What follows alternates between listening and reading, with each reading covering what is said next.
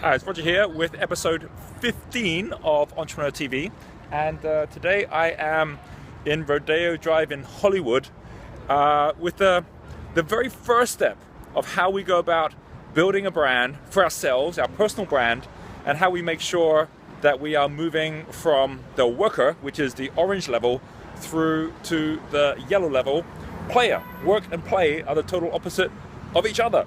So we're going from foundation prism now in the spectrum levels up to the next level. By the way, if any of this that I'm sharing, you're thinking, what is Roger even talking about? Subscribe to this channel and go back and watch the videos from before, because that's where we're going through all the basics of getting your personal flow together, so we can now get on to this next section, which is now getting flow in the markets, which is a little bit like the difference going from worker to player.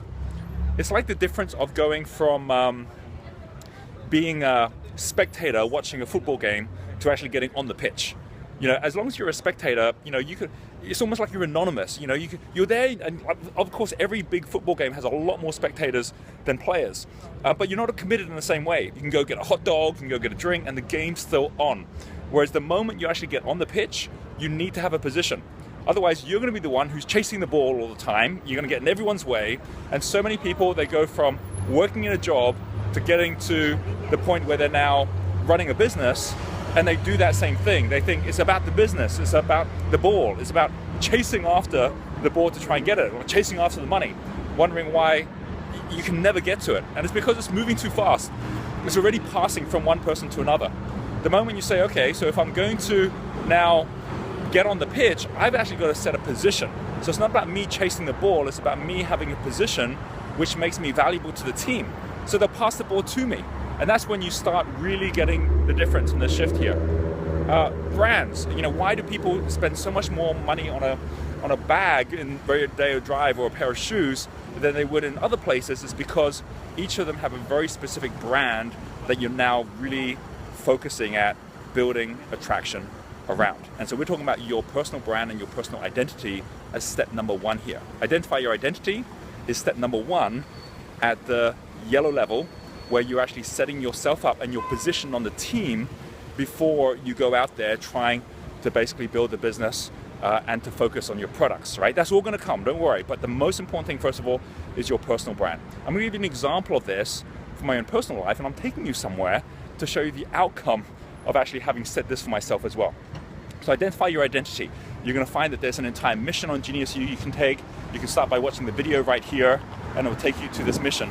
And on that mission, you'll see that you can assess yourself in exactly the same way that I assess myself as well. Hi there.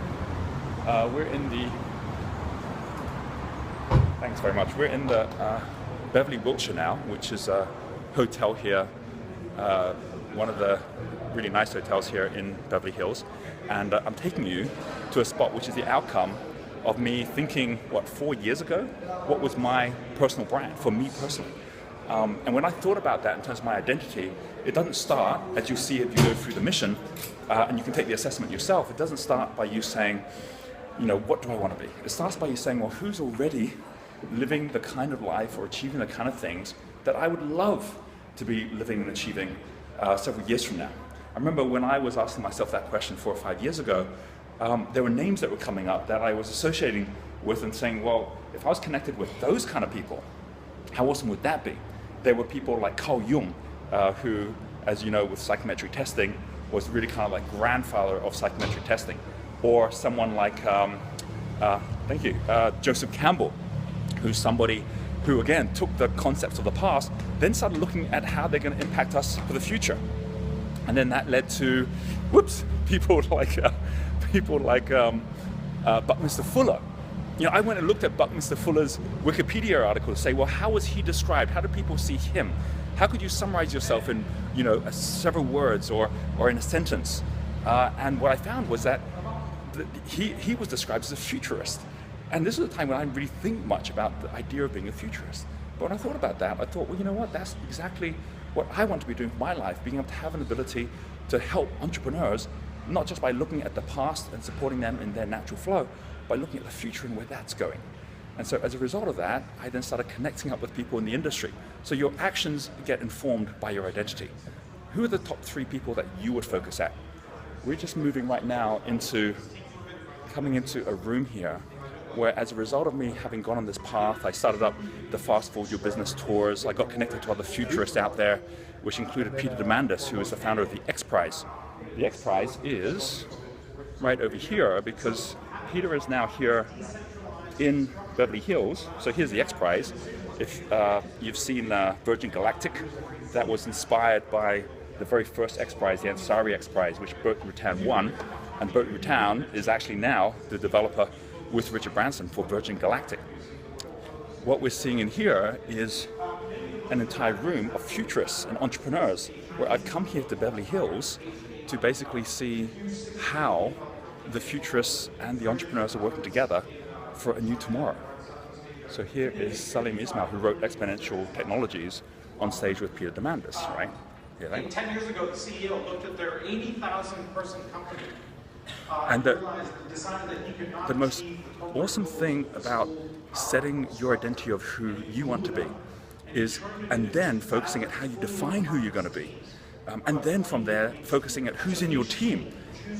Like, I'm super lucky today to have people like Peter as part of my team, from the point of view that I'm supporting him as a partner for his organization now. He's a mentor to me. And this is the most important key thing. You can't do it on your own. You're going to be playing the game. You've got to start by getting off the stands and onto the pitch. And then what you need to do is you've got to get focused at how you're going to be of value to the team. Not how do you chase the ball, but how you're going to be of value to the team. And once you do that, you start finding that you have the support of all the people around the world who actually want you to be successful, because your success also becomes part of their success as well. So that's what I wanted to share, that I'm sharing with you my journey, what I'm up to right now, and how everything that I'm doing and the products that I've got, the companies that I'm involved in, has everything to do, first of all, with making a decision. What am I going to make a stand for? Who do I want to be for this story in my life? And for you, what story do you want to tell?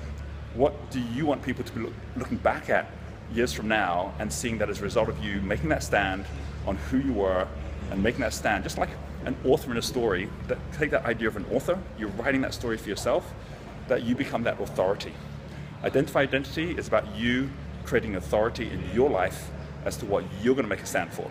Because as they say, until you make a stand for one thing, you'll fall for everything. So go ahead, subscribe, go and have a look at the video, which is right down below. This is all about you and your ability to identify your identity. And we're going to see that in the next couple of videos, we can go from that one step of actually having a position on the pitch to then being at a point where you can now start to build your business and your products around who you are. Until the next episode, I hope you've enjoyed this one. We will catch up with you later.